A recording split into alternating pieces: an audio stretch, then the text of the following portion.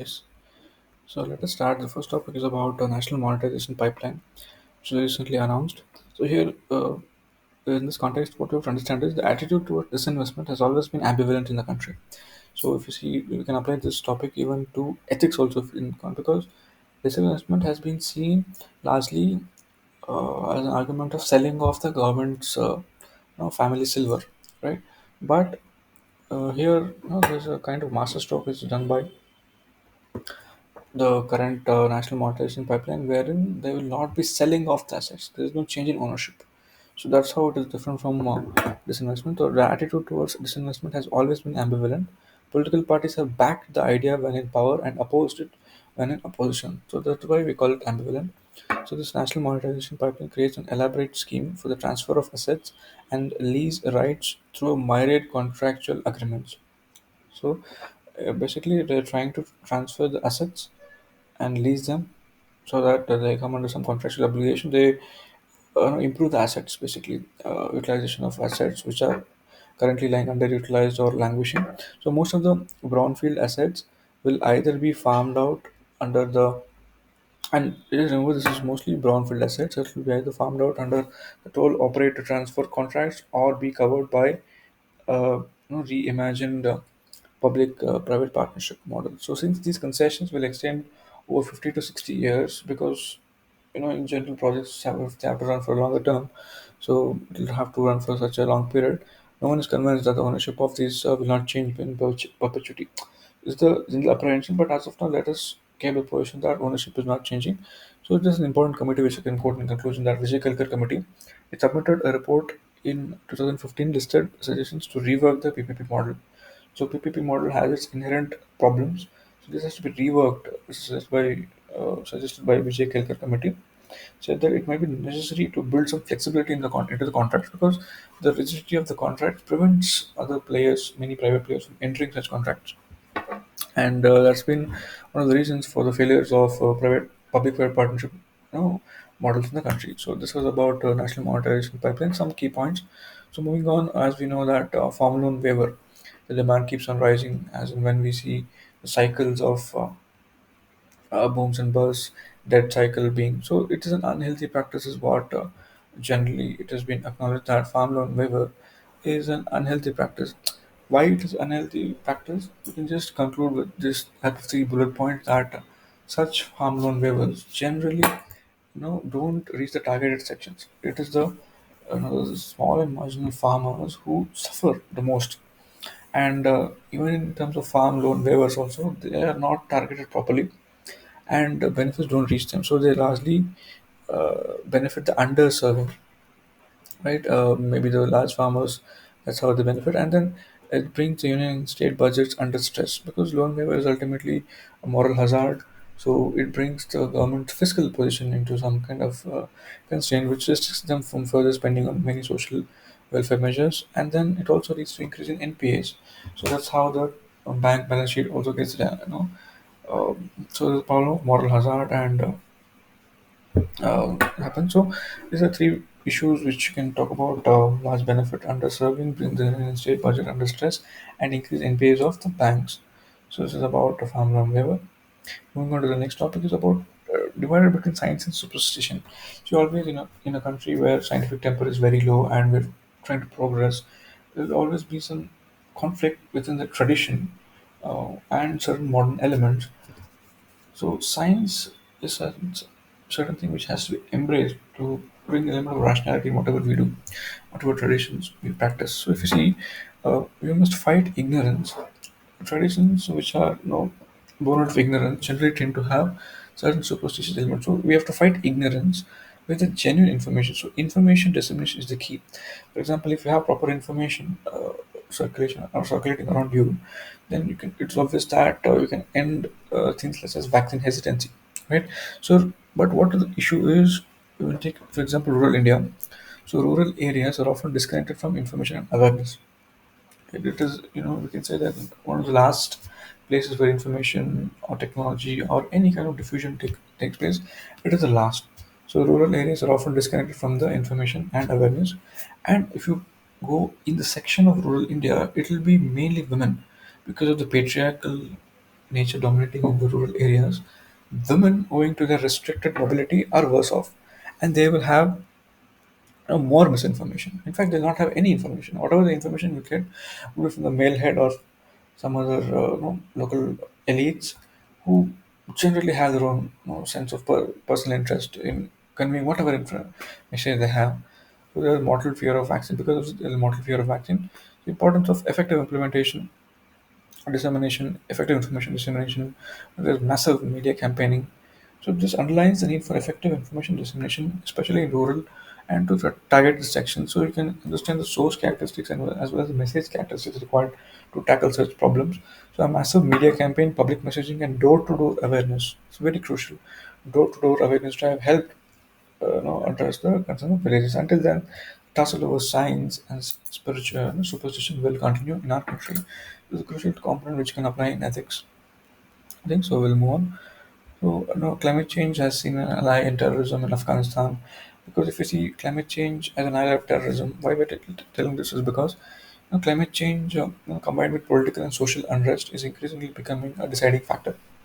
So, for example, if you see there are because of climate change, you have droughts, you have floods alternatively, and because of this, there's a massive crop failure, right? Just try to observe the linkage that the climate change, because of this extreme sun rising, there is drought, there is floods. Because of this, there is the crop failure happening, and then 80% of the nation's disputes and unrest were linked to natural resources or calamities. So, 80% of the nation's disputes and unrest were linked to resources or calamities, right? So, this is how we can see calamities contributing to the disputes and unrest. Climate change directly contributing to the unresting because of such failures. And if you see in 2019, German watch the Global Climate Risk Index, it had put Afghanistan in sixth position because of climate risk, and we also had tops in the terrorism.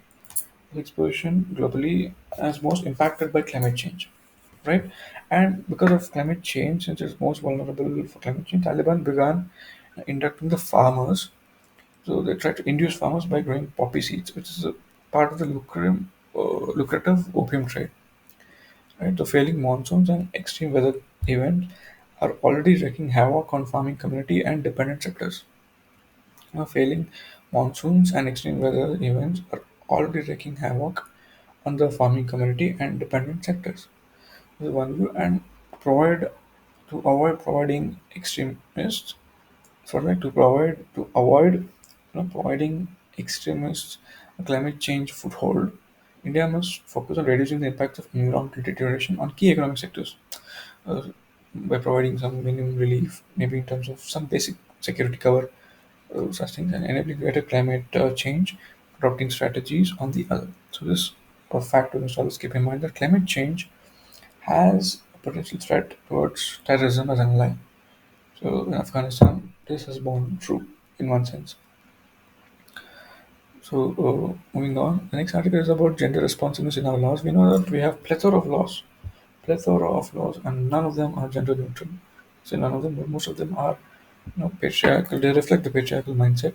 So gender remains a post facto thought of our legislators and state. It remains a post facto thought. So anything within the spectrum of gender justice must necessarily be gender responsive. These are two key terms: gender justice and gender responsive. The Potoswami judgment or delineates the right to engage in sexual intercourse as an intrinsic part of right to privacy. This is one's own choice. So we are equipped to deduce that privacy is inexplicably intertwined with the right to bodily integrity. So this thing is inexplicably intertwined with the right to bodily integrity. There is self determination. There is sexual autonomy involved. So privacy is a privilege which is forbidden for women in many of the laws. For example, Section 375 of the IPC that offers a blanket of immunity to husbands perpetuating marital rape. So this is one instance where the law is not gender responsive, right? Uh, Typical example where the law is not gender responsive is the Section 375 of IPC. This we can quote directly that Section 375 of IPC. It offers a blanket of immunity to husbands perpetuating marital rape.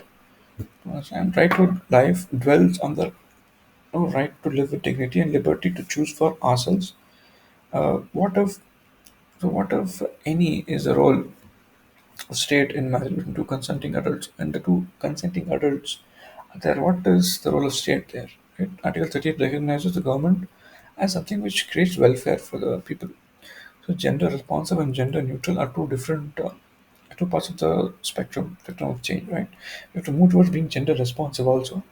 If you're not gender responsive, you're definitely being gender oppressive. This is one view that can take the gender responsiveness. In the absence of gender responsiveness, there will be gender oppressiveness. So, a typical example of any law. So, there's no questioning patriarchy till the time we challenge the very institution of marriage, one that is based on a patrilocal system, right? Patrilocal. It's always patrilocal. So, encourage discourse on gender mainstreaming. Culture should be brought to the forefront of a conversation as a means to channel the advancement of gender equality, right? So encourage the discourse on gender mainstreaming. So gender mainstreaming has been discussed. Culture should be brought to the forefront of a conversation as a means to enhance the lively advancement of gender equality. So moving on, there's some article about the partition, or the modern history. You can call it modern history or post-independence about partition. That keenly convinced that Hindus and Muslims could not coexist. Jinnah, in the end of his political career, was keenly convinced that, we're referring to Muhammad Ali Jinnah, that Hindus and Muslims could not exist in one country. So Jinnah, that is why he unleashed, that's why he called Jinnah unleashed direct action in Calcutta in 1946. So Muslims are not a minority. These are the words of Muhammad Ali Jinnah, where he said Muslims are not a minority. He wanted them to be a nation. Muslims are a nation. This is what Jinnah said. He further said Hindus and Muslims are distinct and separate civilizations. In the words of Jinnah, Hindus and Muslims are separate civilizations. They're deriving their inspiration from different sources of history. In one sense, he's referring to one as ancient and others medieval. They have different epics, different to Quran, different Gita. Very often, the hero of one is the foe of another. So this is how he's establishing, differences among Hindus and Muslims. So to yoke together two such nations that a single state must lead to a growing discontent and final destruction of the fabric. So, this logic of China has been broken in the current context because Hindus and Muslims are living today in India. But again, communalism or communal rights presenting in the 20th century also gives some strong credence to Jinnah's view. The history of 1200 years has failed to achieve unity. India has always was always divided into Hindu India and Muslim India. Therefore, we must not have a homeland. We must have their homeland, their territory, and their state. This was Jinnah's view, and he unleashed the direct action.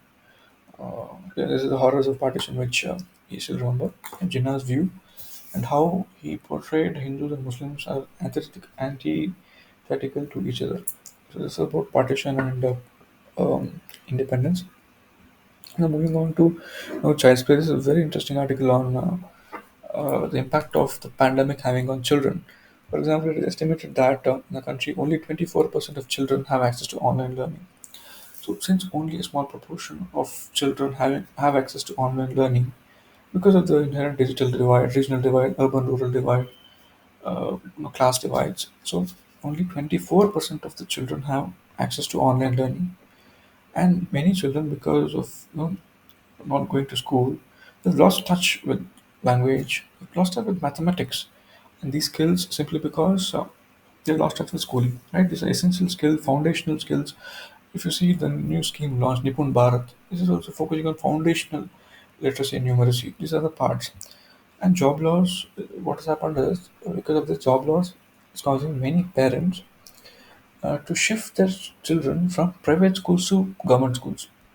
Again, this would have a direct impact on the quality of education which the children were hitherto receiving. Right? So job loss is causing children to be shifted to government schools and private ones.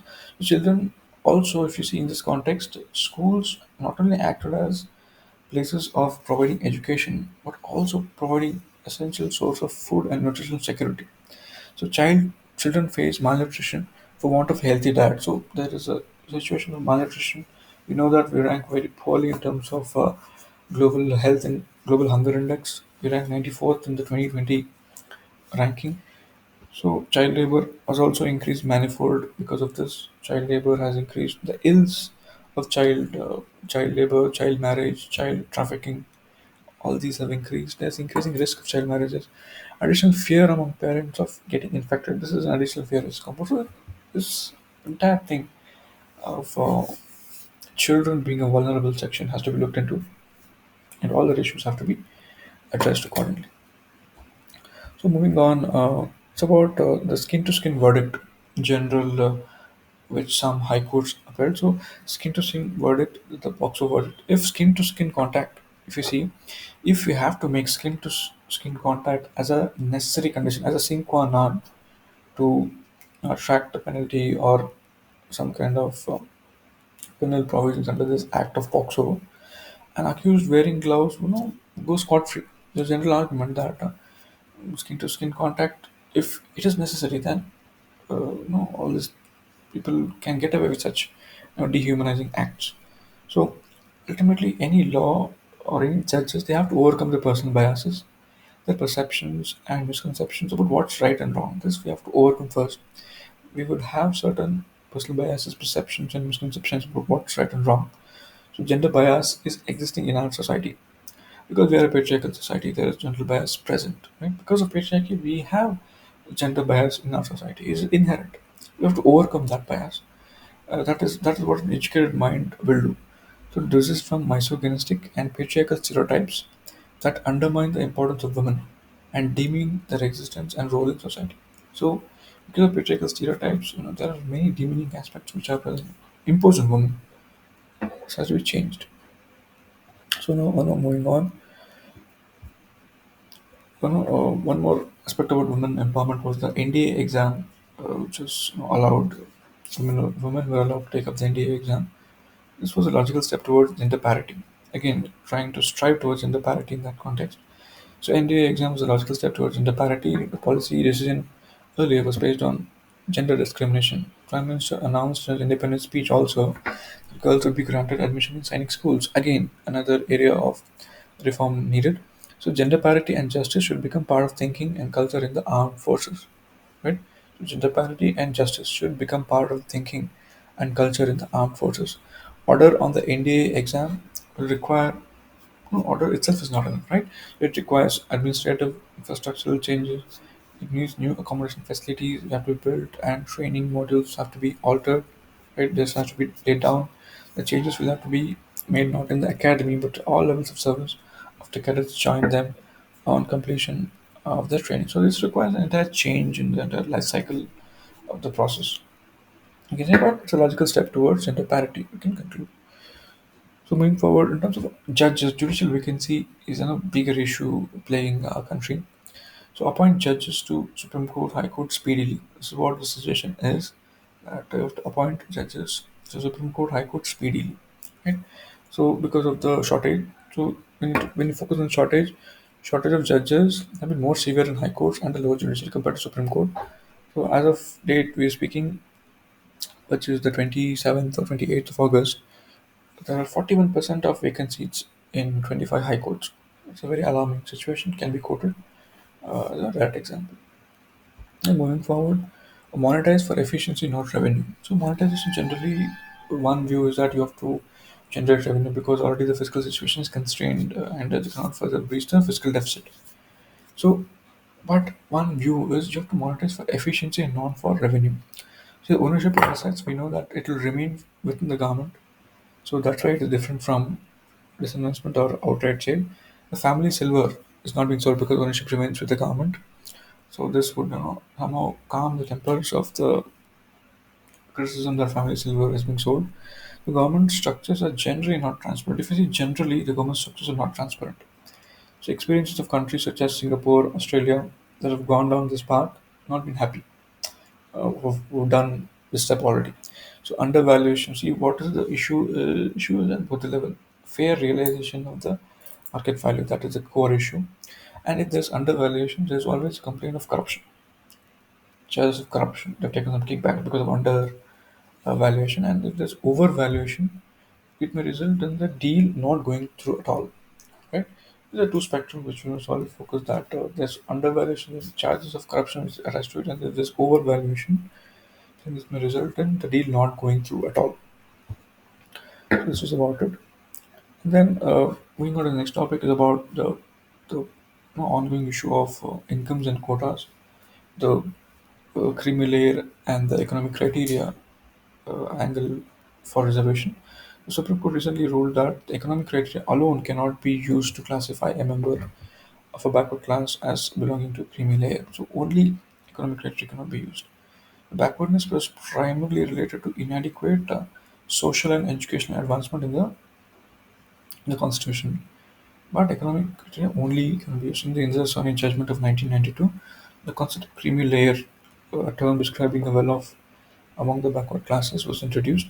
The proportion of the proponents of economic criteria, see what they feel is that genuine social justice means reservation benefits should be restricted to the poorer among the backward, right?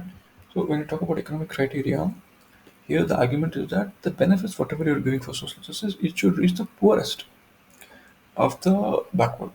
That is the proponents of economic criteria.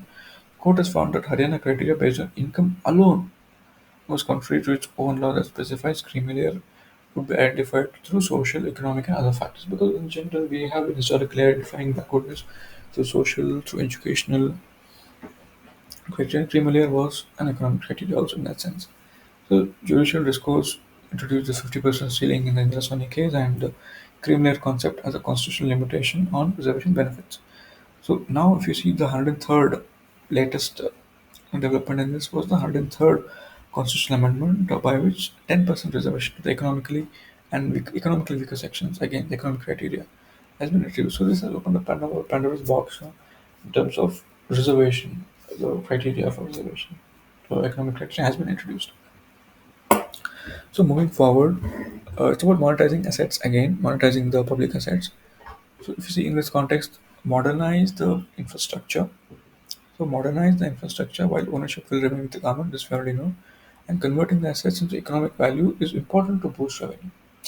So trying to convert the assets to economic value is important to boost the revenues, be run economically efficiently and profitably. And then national monetization pipeline comprises a 4-year pipeline of the government's brownfield infrastructure assets. So it's mainly on brownfield infrastructure assets. For example, the dedicated freight corridor, railway station development, passenger train operations, sports stadiums, and Hill Konkan railways are some of the assets which are lined up for monetization. So this we must always remember that these are the assets which are lined up for monetization, starting from ranging from railways to airways to roadways. Challenge. This is an important dimension which was the challenge. The challenge in such a thing is to attract the private sector participation to unlock the real value. Because as we discussed, there is an undervaluation, overvaluation, fear, and there is also a pressure from the private sector about the contract terms, which was highlighted by the Vijay Kelkar committee. Challenge lies in attracting private sector participation to unlock the real asset value through innovative business ideas, right?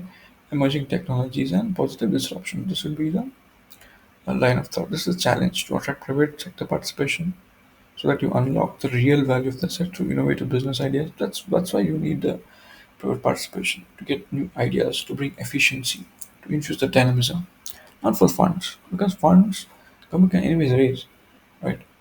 Emerging technologies and positive disruptions. So this was about it.